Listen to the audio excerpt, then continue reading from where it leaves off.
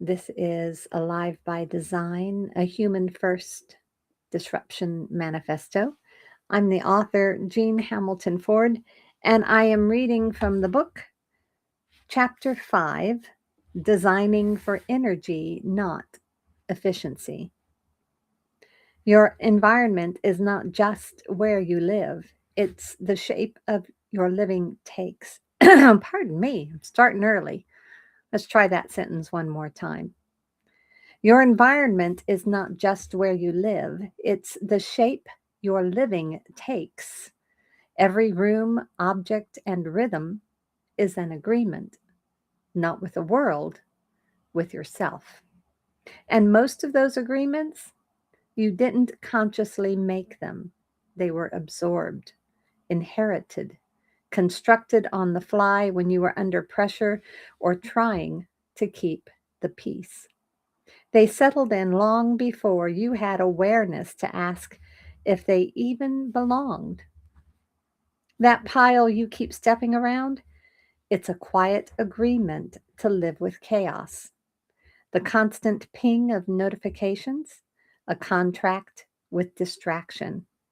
That chair that strains your back every time you sit, an agreement. Small, daily, costly to stay uncomfortable. None of it is neutral. Every piece of it is shaping you, your nervous system, your energy, your inner narrative. This chapter isn't about making your life look perfect. It's about making it feel honest.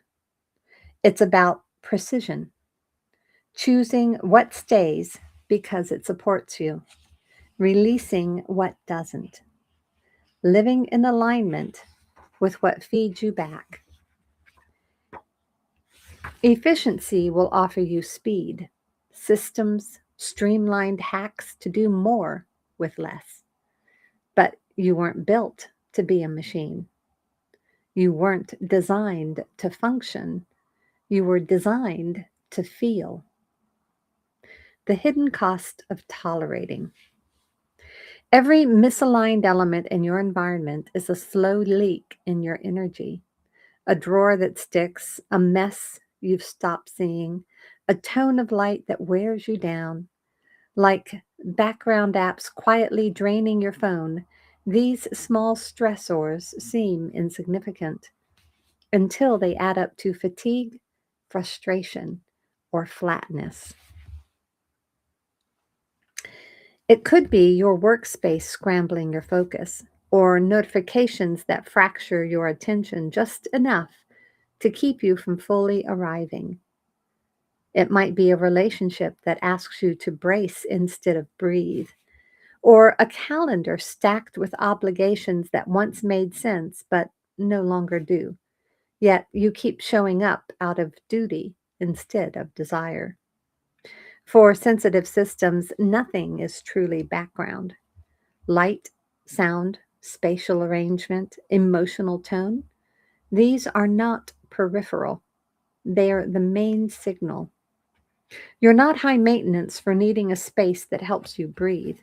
You are built with intelligence that notices everything. The difference between comfort and nourishment. Comfort isn't the same as nourishment. Comfort craves what's familiar. It wants the known, even when the known keeps you stuck. Nourishment asks for more. It invites what is alive, even when it stretches you. Many people design their lives for comfort, then feel surprised when they find themselves stagnant. But nourishment lives just beyond comfort's edge. It calls you to grow, not through force, but through alignment. You feel this difference viscerally. Nourishment gives you breath, even in small spaces. It inspires without overstimulation. It flows with your natural rhythm and adapts as you evolve. It feels like home because it matches your frequency now. Depletion feels different. Even large spaces can feel small. Some rooms overstimulate, others leave you numb. These environments ask you to adapt instead of letting you belong. They reflect a version of you that no longer fits. The deeper consideration isn't whether a space is beautiful, it's whether it amplifies your aliveness or mutes it. Your environment as extension. Everything around you is either amplifying your alignment or pulling you away from it. There's no neutral. The books on your shelves, they're not just decor. They speak to your becoming. The art on your walls works on you quietly. Light shapes mood. Sound changes the breath. Scent and texture whisper messages to your nervous system all day long. When your space reflects the truth of who you're becoming, being there feels like a reunion. When it reflects who you used to be or who someone else wanted you to be, it feels like a costume that no longer fits. The energy audit. Begin by becoming conscious of what's really in your field. Look at your space, not to judge it, but to listen. What brings a sense of clarity? What feels stagnant? What is still in place for a version of you that no longer exists? It's not just physical. Your digital life carries weight too. Each app, inbox, podcast, and playlist, every voice you let in leaves an energetic mark. Some open you up, others stir anxiety. Some simply pull your attention away from what steadies you. And then there are the people around you. Some leave you feeling more alive, more whole, more real. Others ask you to shrink. Here we go again. Let's try this paragraph one more time. And then there are the people around you. Some leave you feeling more alive, more whole, more real. Others ask you to shrink, perform, or tolerate. Pay attention. Your nervous system already is. Zoom out further. What's the tone of your days? Frantic or fluid? Aligned or effortful? Do you feel held by your environment or managed by it? You don't need to explain these responses. Your body already recognizes what's real. Micro environments and macro shifts. You don't need to change everything at once. You don't need a renovation to begin. Start with what's already yours to shift.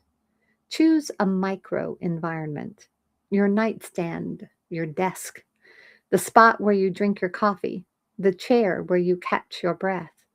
These small pockets of space are powerful. They're places where you hold full authority. Align one space with who you're becoming. Make it feel yours. Well, that's not right. We're going to do this again. Align one space with who you're becoming. Make it yours in feel, not just in function. Then notice what changes. Over time, you may feel pulled towards something larger. Maybe it's a town that fits your rhythm, or a home that meets you where you are now. It might be a shift in how your days are structured or in who walks beside you. These are macro shifts, but they don't need to be forced. The smaller choices you make now quietly start drawing them in. One right space can teach your nervous system what support feels like. And once you experience that difference, you won't unknow it. Sacred space as strategy. Create one space that is entirely for you. Let it hold the version of you that's most honest, most alive, most unmasked. The space doesn't need to be large or luxurious. What matters is that it reflects what's real. Maybe it's a corner where quiet feels possible, or a desk that sparks creative focus, a chair that supports deep rest, a familiar walking path that helps your thoughts settle, even a windowsill that slows you down long enough to breathe. The form isn't the point, the feeling is. Once you have one space that feels like truth, you'll feel the contrast everywhere else.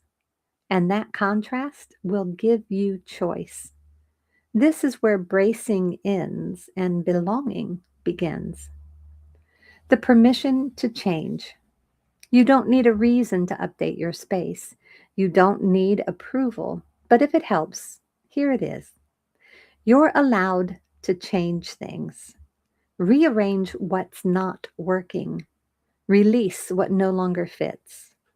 Start over if that's what supports who you're becoming. Outgrowing a space doesn't mean you're ungrateful, it means you're evolving.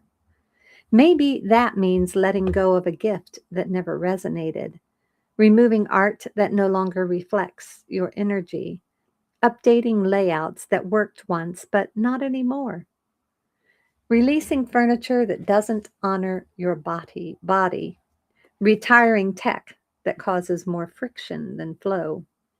These changes aren't selfish, they're honest. They're what allow you to live in integrity with your energy. You've waited long enough. Say yes to the environment that says yes to you. Practical energy design. For your physical space, clear what clutters your field. Let go of what pulls at your attention without offering support. Add light that follows your natural rhythm. Choose colors and textures that calm your system. Clear, create clear boundaries between where you work, rest, and reset. For your digital space, unsubscribe from what overwhelms or compares. Make your information easy to access, but easy to ignore when it's not needed. Choose tools that reflect your values. Use tech to support, not steal your focus. For your relational space, spend more time with people who leave you feeling more like yourself. Create space from those who don't. Protect your capacity. Prioritize mutuality. Practice boundaries that guard your growth. The ripple effect. When your environment supports you, the shifts go far beyond your four walls. You begin to think more clearly with less noise to sort through. Energy finds its way to what matters. Creative flow feels easier to access. You bring your whole self to the table. Rest actually replenishes. Focus returns. And instead of adjusting to your surroundings, you start being shaped by a space that reflects your truth. This isn't about perfection, it's about coherence. Ask different questions. Does this space support my rhythm or override it? When I enter this room, do I feel more whole or more fragmented? Am I designing for who I was or who I'm becoming? You don't need a vision board. You need a room that speaks the truth. Most people try to change their lives without addressing what surrounds them. But until your space is honest, your evolution will feel out of reach.